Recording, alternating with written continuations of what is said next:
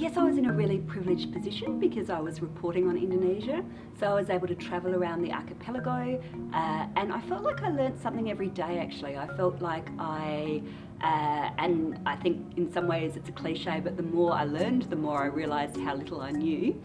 But I think I learned just how complex the country is, that I had a more nuanced understanding by the end of my time there. I think we can sometimes look at Indonesia in a fairly dichotomised way, a fairly polemical way, and I think I realised that the story is a lot more complex and nuanced. And I think I also realised that, in a sense, there's not one Indonesia, that it's 17,500 islands, and an incredible number of different cultures and people of different religions and ethnic backgrounds.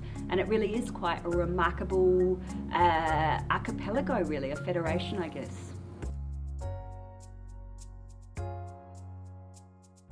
I think because Australians tend to travel only to Bali, there really is a limited understanding of how diverse the nation is, and I think that one of the things that people could do is travel to different parts and experience more of Indonesia.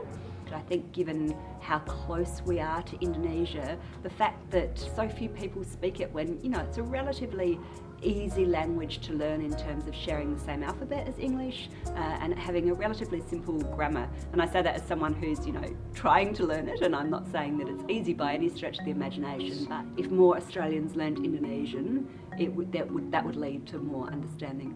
One of the things that I found terrific for, I guess, getting understanding of Indonesia was social media, and particularly Twitter. And that was quite good for my Indonesian as well. Like, it was a good way of learning, some of the slang. But Indonesians are often very funny on social media, so I think I felt like I learnt a lot from Twitter and Facebook.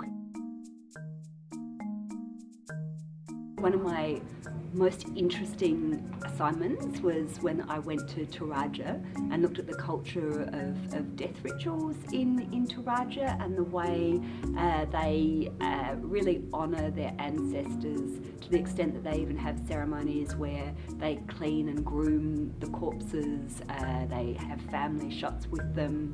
That was very interesting for me because I learned the different ways that different cultures view death, and how that when the dead are still among us, it might be easier to grieve their loss. So I guess that for me was one of the most interesting assignments I did.